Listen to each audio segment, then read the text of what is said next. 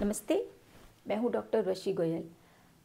तो हम अपनी इस एजुकेशनल वीडियोस को आगे बढ़ाते हैं, योग साधना को आगे बढ़ाते हैं और एक नया वीडियो आपके लिए लेकर आई हूँ। सूत्र नंबर है 26, जिसमें ईश्वर की अवधारणा के कॉन्सेप्ट को हम आगे लेकर जाएंगे।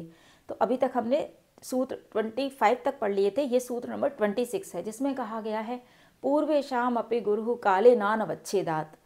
तो इसका यह अर्थ है कि ईश्वर पूर्वजों का भी गुरु है और उसका काल से अवच्छेद नहीं है। इसका एक लाइन में यह अर्थ माना जाएगा कि ईश्वर पूर्वजों का भी गुरु है और उसका काल से अवच्छेद नहीं है। अब हम इस लाइन को समझेंगे कि इसका क्या अर्थ है।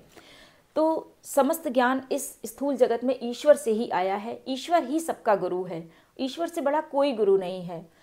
इवन हम लोग ब्रह्मा जी को गुरु मानते हैं, लेकिन ब्रह्मा जी भी सर्ग के आरंभ में उत्पन्न होने के कारण उनका भी काल से अवच्छेद माना जाता है। ऐसा माना जाता है कि सर्ग के आरंभ में ब्रह्मा जी का उत्पत्ति हुई, तो यानी कि उनका भी काल से अवच्छेद हुआ, लेकिन ईश्वर ऐसा है जिसका काल से अवच्छेद नहीं है। तो हम ये जो जितने भी गुरु होते हैं, ये ईश्वर की प्रेरणा से ही हमको उपदेश देते हैं और हम इन गुरुओं को ही एक तरह से ब्रह्मा विष्णु महेश के नाम से जानते हैं। ईश्वर ही ऐसा है जिसका काल से अवच्छेद नहीं है, बाकी सभी का काल से अवच्छेद है। तो इसलिए ईश्वर ही सर्वश्रेष्ठ है, ईश्वर ही ऐसा है जो अनादि है और ईश्वर ही ज्ञान का भंडार है। समस्त ज्ञान ईश्वर से आया है और पूर्वजों से भी श्रेष्ठ है। पूर्वज कौन हुए?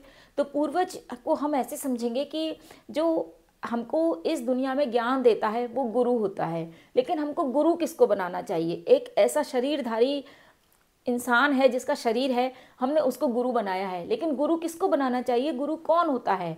गुरु वो होता है जिसे आत्मज्ञान की अनुभूति हो चुकी है, जो इस साधना पथ पर पहले चल चुका है, जिसको आत्मज्ञान हो चुका है, वही सच्चा गुरु होता है। ऐसा गुरु कभी शिष्य को उपदेश नहीं देता है, बल्कि वह शिष्य का पूर्ण रूपांतरण करता है, वह शिष्य को द्विजन्मा बनाता है, अर्थात उसका दूसरा जन्म करता है। वही सच्चा गुरु है।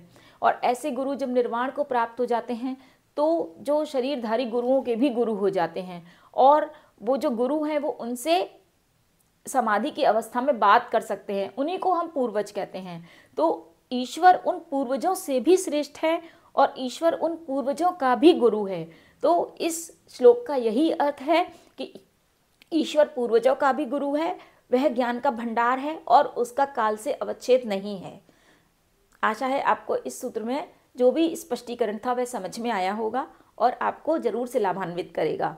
अगर आपको वीडियो पसंद आया हो तो आप इसको लाइक करिएगा और उन लोगों के साथ शेयर करिएगा जिसको इस वीडियो की आवश्यकता है, ज़रूरत है।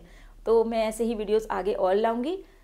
इस चैनल को अगर आपने सब्सक्राइब नहीं किया है तो कर लीजिएगा। मिलते हैं नेक्स्ट वीडियो में। Thank you.